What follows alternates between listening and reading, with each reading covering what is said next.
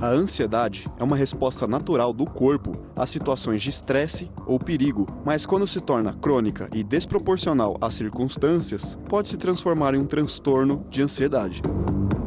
Esse distúrbio afeta milhões de pessoas em todo o mundo e se manifesta através de sentimentos intensos de apreensão, medo e preocupação.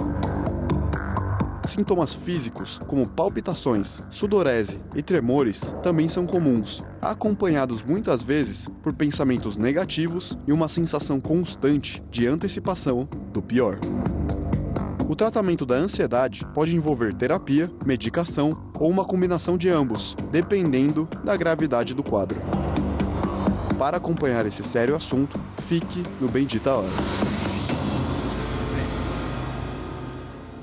Olha aí, gente, às vezes fico pensando, né, a ansiedade, isso aí está sendo hoje um foco mundial, né? Muito mais falado do que na minha época de jovem. Como se fala de ansiedade hoje? Hoje artistas estão tendo crises aí de ansiedade, transtorno bipolar, transtorno não sei do quê, mas todas elas, na maioria, oriunda de uma ansiedade, não é? O que está causando tanta ansiedade? É um assunto que a gente tem que entender cada vez mais. Tem alguma coisa positiva em ter ansiedade? Olha, eu sou ansioso.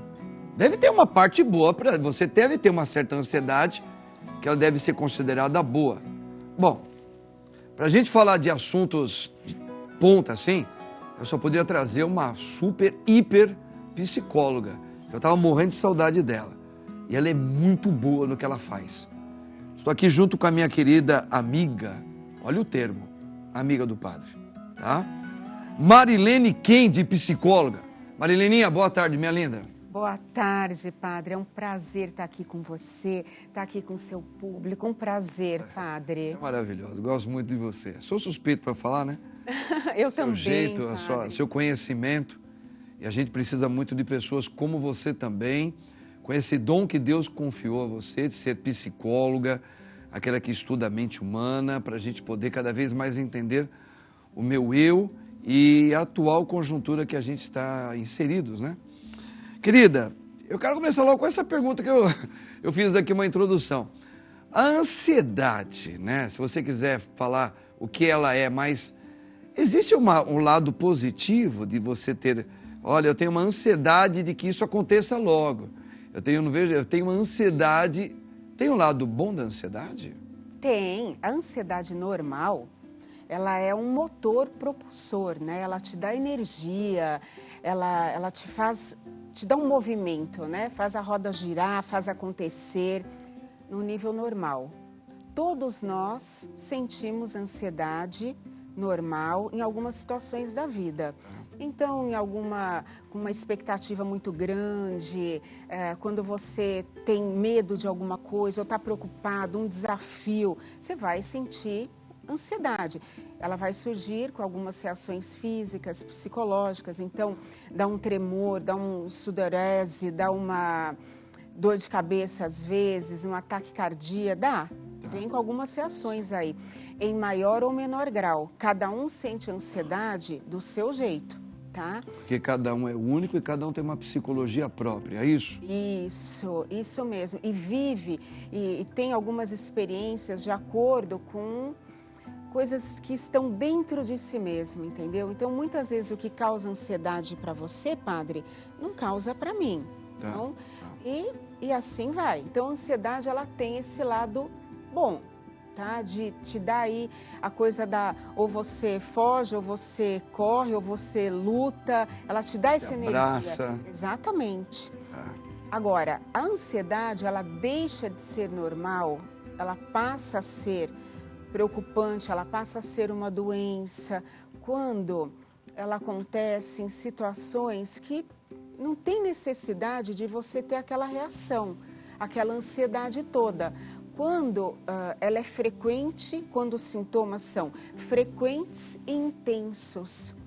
Então, a pessoa todos os dias, em qualquer situação, ela está ansiosa, ela tem uma reação de ansiedade, ela vai ter os sintomas de ansiedade, até que chega naquele ponto crítico, né? Que a ansiedade toma conta dela, chega no seu ápice e ela tem uma crise de ansiedade. Aí não é bom, aí é uma doença. Aí vai precisar de fazer todo um acompanhamento com tratamentos, etc. e tal. Isso mesmo. Por isso que tem que estar atento, padre. E hoje é muito difícil porque esse mundo moderno, muito acelerado, muito agitado, as pessoas ali na correria, tudo para ontem. Assim, uma coisa que não tem necessidade daquilo, mas as pessoas entraram nessa vibe, né? E aí estão cada dia mais ansiosas e o Brasil, o brasileiro, é o povo mais ansioso do mundo, segundo a Organização Mundial da Saúde. Meu Deus do céu. Marilene Kent, grande psicóloga. Kent. Kent, como é que fala? Cat. Até o nome dela é simpático. Cat, tá? Dando uma aula aqui pra gente.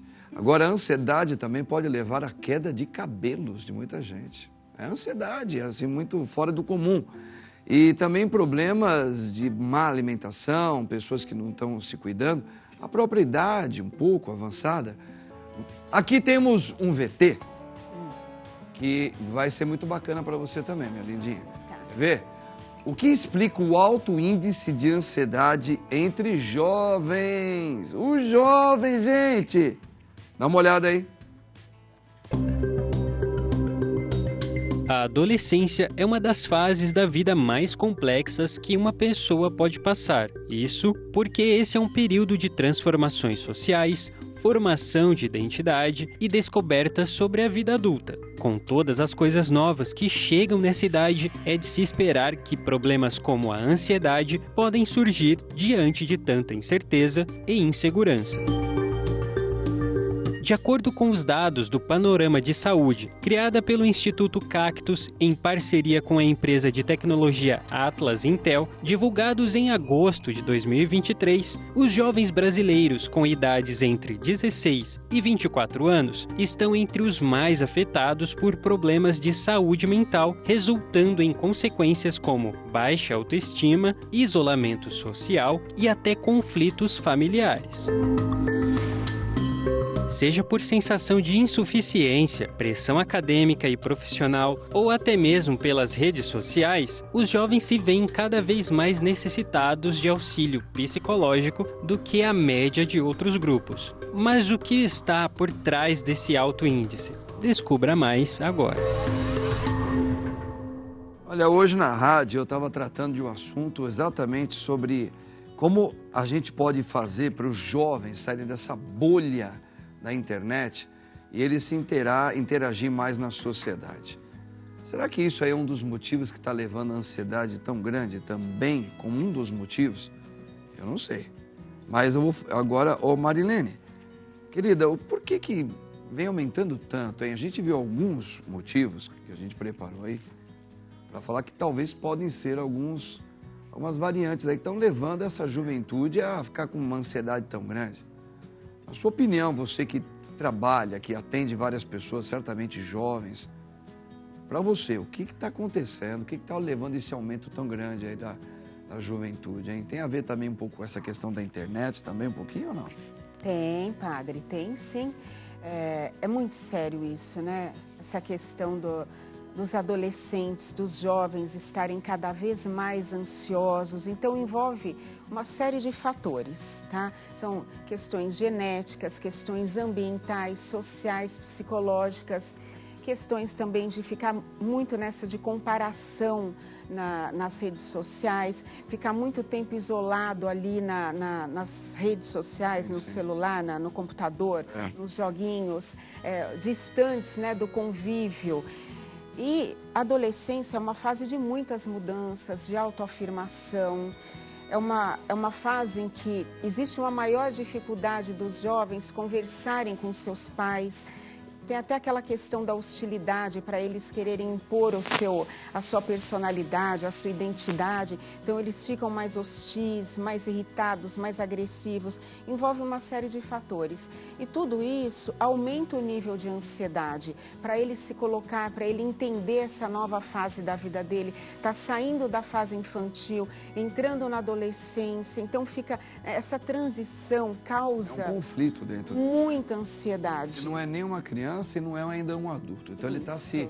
está começando a formar um juízo próprio, né? Isso, exatamente, o autoconhecimento, se Autoconhecimento. descobrindo, consolidando ali a sua identidade, tudo isso, descobrindo seus grupos, né, de afinidade, procurando estar junto deles, querendo fazer parte deles, tudo isso aumenta o nível de ansiedade. Muitas vezes não tem uma autoaceitação, não se acha o suficiente para fazer parte de alguma coisa, ele não se aceita totalmente. Então é uma fase difícil que os pais, mesmo sentindo dificuldade de ter esse acesso a eles, precisam conversar, falar, olha, eu sei que hoje você não está muito afim de conversa, mas quando você quiser conversar, eu estou aqui. É importante que os pais ou cuidadores, né, deixem que os adolescentes percebam o quanto eles estão preocupados, eles querem ajudar, eles têm empatia por eles. Então, os jovens precisam ter essa abertura com os pais. Isso ajuda. Isso ajuda, você sabe, Marilene, que a gente teve uma oportunidade de conversar até com uma outra psicóloga, que também é muito querida, a Verusca, e a gente estava conversando e aí a gente entrou nessa questão que os pais se preocupam bastante com a questão na hora que está nascendo, a mamãe, o pai também. Ai, meu filho está nascendo. A primeira coisa que o pai e a mãe olham é se o pezinho está perfeitinho, se as mãozinhas estão perfeitinhas, se os olhinhos... Deixa eu ver, tá enxergando, doutor? Como é que é? Ai, graças a Deus. E acalma. Não que a gente não deveria deixar de se acalmar, mas ainda esse processo não acabou, porque o ser humano está sendo formado. A gente conhece muitos casos de crianças que depois, quando ela ainda é criança, começa a ter alguns comportamentos que podem ter uma psicopatia que estava ali e você não viu, porque não dá para você perceber. É na participação dos pais no dia a dia, para você entender o comportamento de uma criança, de um pré-adolescente, para você poder dar uma assistência, até para que esse tipo de ansiedade, ela seja amenizada com a participação dos pais. Então a gente se preocupa muito, ela está perfeitinho fisicamente, tá, graças a Deus. Só que a personalidade, o desenvolvimento psicológico dessa criança, principalmente quando ele fica rapazinho, está começando a ficar menininho, mocinho, e ela mocinha, como você falou, ele está amadurecendo, ele está deixando de ser criança, não é um adulto, então ele está numa fase de crises. E os pais têm que estar muito atentos a isso, como você falou. Então aquela questão de analisar não acabou, você tem que continuar olhando, não é mais só o pezinho, agora é o desenvolvimento dessa criança, exige muito dos pais. Já a nossa querida psicóloga Marilene, ela é linda demais, é bonitona, não é? Eu gosto demais dela. Muito bem. Olha, nós temos uma pergunta aqui para a nossa querida Marilene, psicóloga, linda. E essa pergunta é muito importante. Dá uma olhada no VT, Marilene. Como diferenciar os sintomas físicos da ansiedade de patologias reais? E aí, Marilene? Os sintomas físicos da ansiedade são vários, como eu disse no começo do programa com o padre, varia de pessoa para pessoa. Cada um vive a ansiedade de um jeito, mas geralmente, quando uma pessoa está com ansiedade, ela vai sentir uma taquicardia, uma sudorese, ela vai ter... Quanto maior o nível de ansiedade, ela vai ter muito medo, apreensão, pensamentos pessimistas.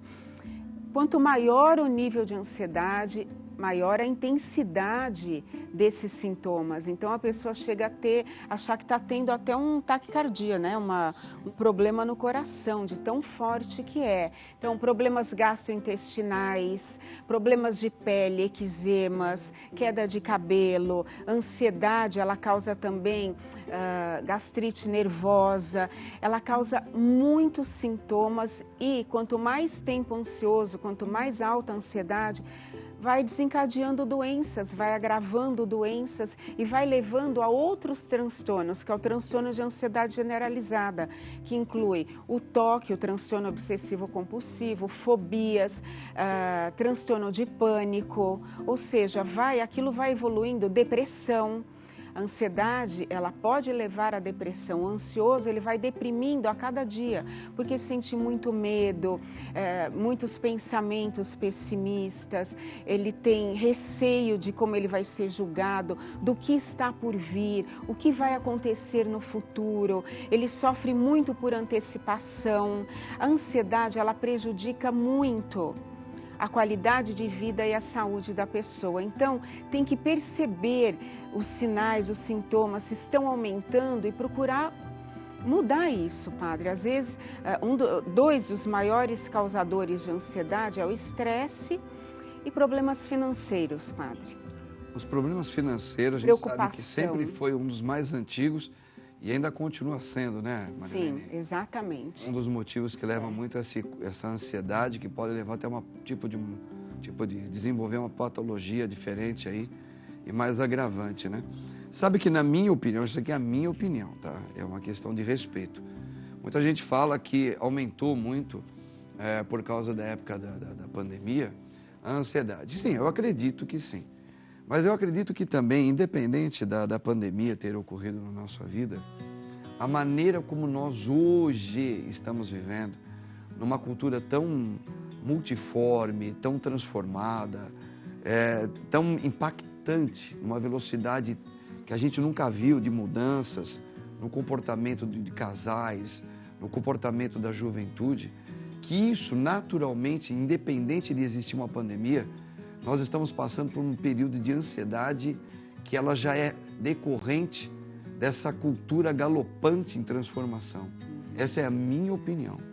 Eu acho que mesmo que nós não tivéssemos algum tipo de pandemia na atual conjuntura nossa, que temos, e temos que estar sempre atento ainda, eu acho que essa mudança galopante da gente ter na nossa cultura princípios novos, uma cobrança.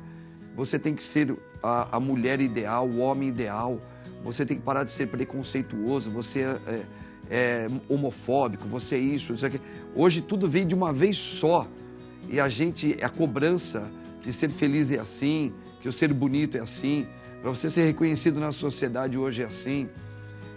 Eu acho que tudo isso está levando a uma ansiedade doentia e até os transtornos. Isso é a minha opinião, Marilene. É a minha opinião como padre. Padre, chegou o momento, aproveitando esse programa, da pessoa observar como está o estilo de vida dela, né?